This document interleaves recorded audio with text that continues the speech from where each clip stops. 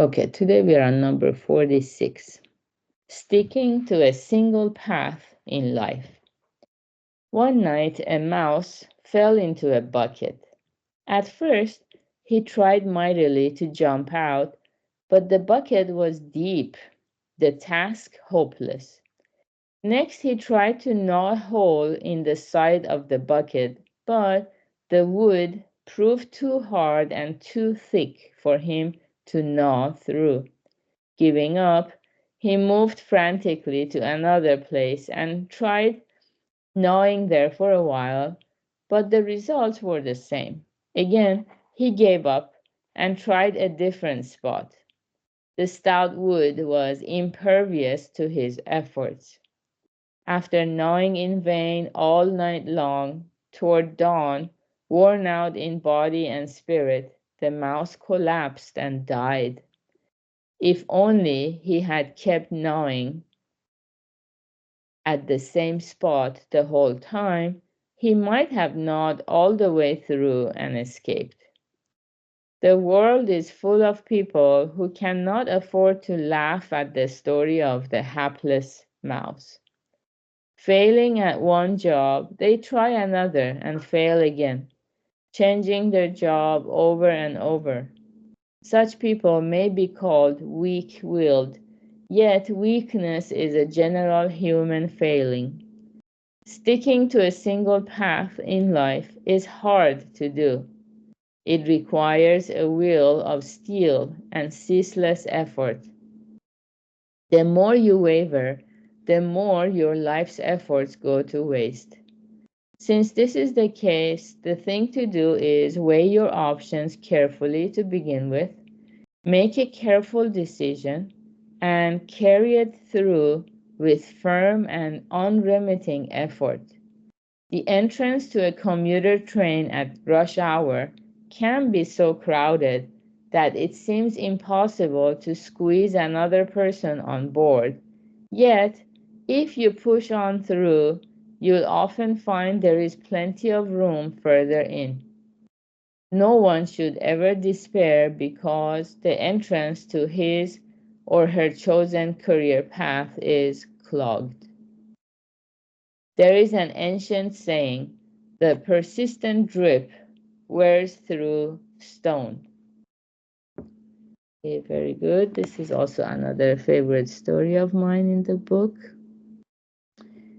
about the power of perseverance and diligence and not being too of a double heart, keep wavering, like allowing doubts to seep in and second guessing ourselves, which I think it happens when we are in a difficult or painful situation. The mind goes on an overdrive, kind of we get a lot of racing thoughts, and then monkey mind keeps jumping from one branch to another.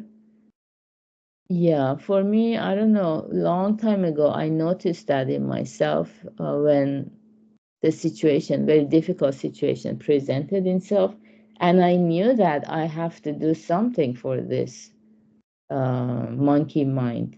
It needs some healing because the way it was, I could not make a proper decision because it kept jumping from one branch to another, and then you would get exhausted.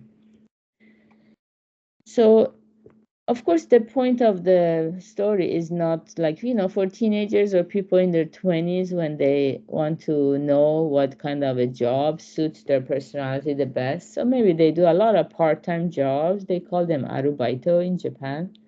They do a lot of part-time jobs here and there. They keep changing the fields. There's nothing wrong with that.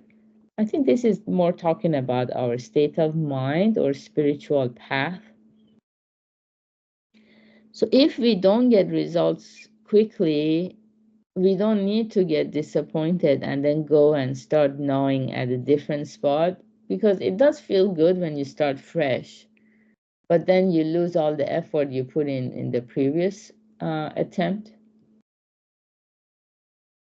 So First and foremost, you do need to weigh all your options. That means do your research. Find out what spiritual path suits you the best. So weigh your options carefully to begin with. And then make a careful decision. Once you make a careful decision based on uh, evidence that you have and a lot of research, then carry it through with firm and unremitting effort. At that point, you don't want to waver because that's the human condition, to continually waver and then nothing gets done. So if we rely on our weak mind, we all have this weakness.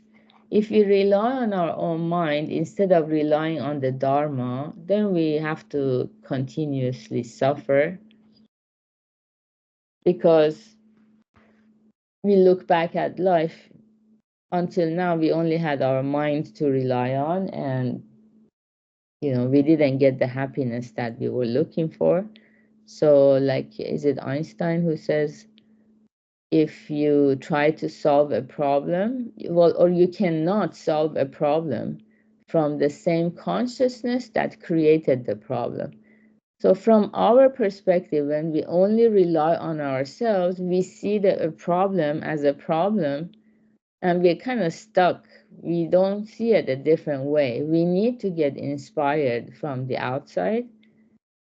We need that inspiration and to see that light to get going and get motivated. So we cannot rely on our mind only. We need the Dharma. Dharma is the truth that never changes no matter where we go, what era, time period we live in.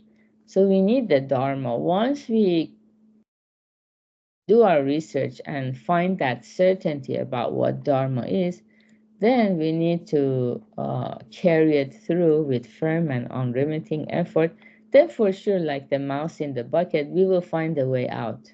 And that's because persistent drip wears through stone. Yeah. So good job, everyone, for being here, practicing together. Have a beautiful Saturday. We have um, our book club 9 a.m. for advanced participants, and then 10 a.m. happiness lab for advanced participants. And today is a webinar day. If you submitted your application, let's listen to the Dharma together online. Take care and have a good Saturday. Bye.